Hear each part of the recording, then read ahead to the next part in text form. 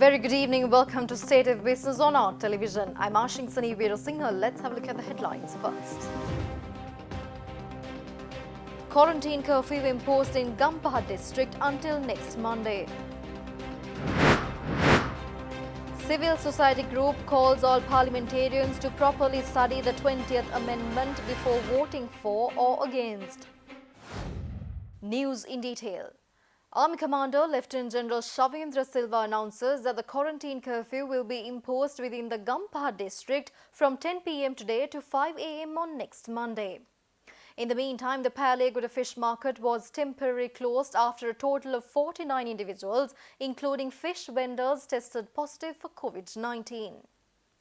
Army Commander Lieutenant General Shavindra Silva today evening announced that the quarantine curfew will be imposed within the Gampaha district from 10 p.m. today to 5 a.m. on next Monday. The decision is taken to control the surge in the number of coronavirus cases reported within the district. Thereby, police spokesman DIG Ajit Rohan has said that vehicles will be allowed to pass through quarantine curfew imposed Gampaha district, but vehicles are not allowed to stop. Subsequently, the central fish market complex in Palagoda has been temporarily closed after a group of traders tested positive for COVID-19. Thereby, more than 40 persons at the Palagoda fish market has tested positive for the virus. In the meantime, the Fort Police station, which was temporarily closed down after an officer attached to the station had tested positive, was reopened for the public today morning. The police station was reopened at 9 a.m. this morning after the complete disinfection of the premises. Also, another person from the Cinnamon Garden residence at Ward Place, Colombo 7 and an owner of a vegetable stall at the Megoda Economic Centre have tested positive for COVID-19. Thereby, more than 5,800 individuals have contracted the COVID-19 virus in Sri Lanka and 3,501 have recovered from the virus as more than 40 patients were discharged today after a full recovery.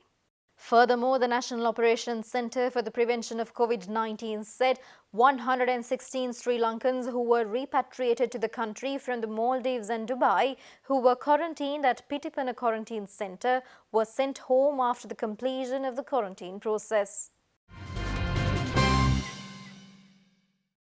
Health Minister Pavitra Wanyarachi says that controlling the spread of non-communicable diseases and finding the long-term and sustainable solutions for cardiovascular diseases are the most urgent health priorities at the moment. She made these observations at a function held in Colombo this morning. Sri Lanka College Cardiology had its 20th annual academic ceremony with limited number of invitees in Colombo this morning, and the Health Minister Pavitra Wanyarachi attended the function as a chief guest. Sri Lanka College Cardiology also launched a new mobile application which they have named as SL Heart App. Addressing the gathering, Health Minister Pavitra Wanyarachi highlighted that the government has already taken all the precautionary measures on combating COVID-19 and that the people have to learn to live cautiously with a virus of this kind. We are taking all necessary measures to combat the present situation as well. We understand that until the whole world eliminates the virus spread, time to time, we need to face the challenges when the country is open at borders. Today, SLCC meeting is an example for living with COVID-19 with new normal in a virtual manner under the current circumstances, whereby one continue to the routine work while ensuring the appropriate measures are taken to prevent spread of the virus. Health systems around the world are rapidly changing. New high-tech diagnostic and therapeutic methods being introduced. Information technology is being integrated to healthcare. Medical research continues to improve our understanding of health and reveal new pathways. In this challenging environment, we have to keep up with the world while ensuring high quality healthcare to Sri Lankan public in a cost-effective way. The March 12 movement, which is a collection of voluntary organizations working for the successful governance and the revival of democracy, emphasizes that the 20th Amendment will not bring positive results achieved in the country's electoral process. They invited and requested all parliamentarians to read properly and study the 20th Amendment before making their final decision tomorrow evening. The two-day debate on the 20th Amendment to the Constitution commenced in Parliament this morning and the vote will take place tomorrow evening. All the stakeholders affiliated to the March 12 movement had a media briefing this morning and they criticized the manner in which the 19th Amendment was passed in Parliament. The movement also asked the MPs to ask for a secret vote, allowing them to vote according to their consciousness, forgetting the party, race or any other minor matters. The 20th Amendment take it to the court and court has given their ruling, but that is of course only on technical ground because the court did not consider about the overall the 20th Amendment, whether it is how it is effect for the country, for their in the future, for the democracy. We humbly request all the parliamentarians to serious about the 20th Amendment. We know that there are the 4 areas considered by the Supreme Court and they have given their guidance, and we believe that the Parliament will change those areas because they can't ignore the judiciary. But we do not know once we pass this 20th Amendment what will happen to the judiciary and what will happen to the independent commissions. Our humble request to serious about this criticism and serious about their own criticism by the ministers and some parliamentarians who are in the government now. And we as a citizens, we are waiting to see their decisions on Parliament tomorrow, whether they are genuinely criticize the 20th Amendment or whether they show something to the public. Stay tuned for more news after this short break.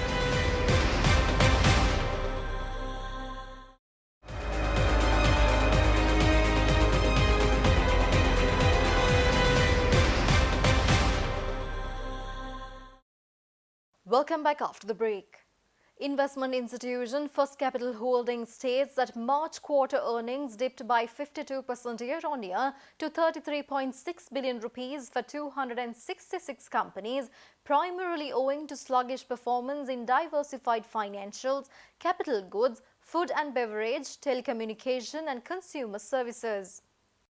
First Capital says upbeat quarterly performance was only witnessed in the sectors such as banks, followed by food, staples and retailing and materials.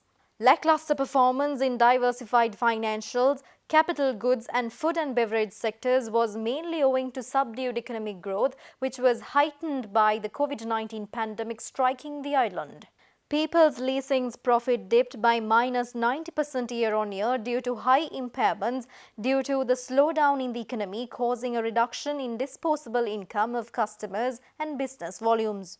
Consequently, there was a rise in non-performing loans in the sector, which was the main factor for the decline in earnings of commercial credit and finance, LOLC finance and LB finance as well. Therefore, primarily led by these counters, the diversified financial sector recorded a decline of 87% year-on-year to 1.7 billion rupees, First Capital said.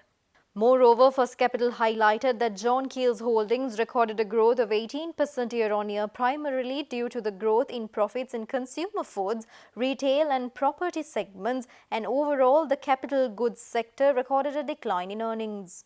Banking sector witnessed a profit growth of 32% year-on-year to record 14.6 billion rupees, primarily driven by Commercial Bank, HNB and Sampath Bank. State Minister of Money and Capital Market and State Enterprise Reforms Ajit Niwad Cabral stresses that the upcoming budget to be tabled soon would reflect a balanced partnership where small and medium-scale businesses will be supported so that they can extend job opportunities to the poor. He made these observations at a recent interview done with the Hindu Daily newspaper in Chennai, in India. Responding to the accusations of government's growing reliance on China, State Minister Cabral has said that it is China that has the most amount of cash now, so China will naturally invest all over the world. However, he added that other countries such as Japan, the US and India have also been big investors in Sri Lanka, where, for instance, the USA is a very strong investor in Sri Lanka's sovereign bonds. Responding further at the interview over the World Bank and International Monetary Fund's forecast of a GDP contraction up to almost 7%, State Minister expressed optimism and noted Sri Lanka is exploring different options to repay its debt, including additional loans from China, currency swap facilities with India and China, and samurai and panda bonds. When asked whether the government is taking a fresh look at its tax regime to increase revenues, including a wealth tax that the IMF has recommended, Cabral said, quote in, "You cannot make poor people rich by making the rich people poor. We don't want to put mansion taxes and these silly taxes which have actually crippled the more affluent people and remove them from the equation of providing jobs and providing support." Quote out. Moving on to more local news, the Cabinet approval has been given for the invitation of proposals from the interested prospective investors through competitive bidding for the development of lands belong to the Urban Development Authority that has been identified for the projects expected to be implemented with a joint partnership of the government and private sector. The Urban Development Authority has planned to implement a number of urban development projects in the major cities, including the city of Colombo. Primary activities pertaining to these projects have already been initiated, while the Urban Development Authority has to acquire both state-owned as well as private-owned plots of lands already identified for this project. Accordingly, the Cabinet of Ministers approved the proposal submitted by Prime Minister Mahinda Rajapaksa as the Minister of Urban Development and Housing for the acquisition of 39 plots of land belonging to the state to the Urban Development Authority as an independent grant and acquisition of 5 plots of private land in terms of the Land Acquisition Act. Moreover, Cabinet has given the nod for the construction of a new building complex for National Pharmaceutical Regulatory Agency and National Pharmaceutical Quality Assurance Research Centre and the acquisition of the proposed land for the purposes as proposed by Health Minister Pavitra Vanyarachi. Moving on, Lanka Salusala Limited has formulated a strategic 5-year project plan in line with the government's new industry and trade policies. Accordingly, the Cabinet drew its attention to the proposal to promote the marketing activities of Lanka Salusala Limited, and thereby it was approved by the Cabinet to give 15% priority to the purchase of textiles from Salusala and government-owned institutions when purchasing textiles under the competitive procurement scheme by government agencies. We'll be back after a short break.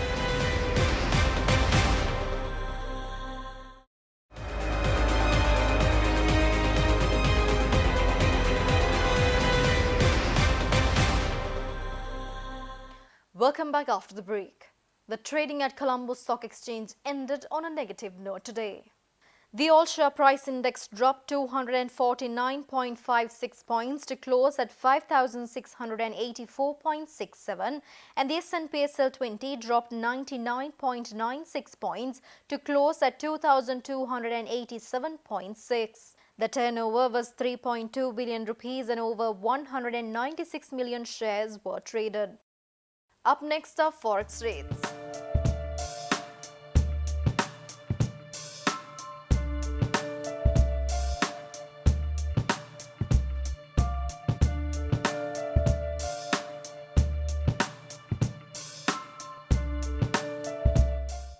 With that, we are wrapping up today's news. We shall see you tomorrow with State of Business at the usual time. Until then, take care. Good night.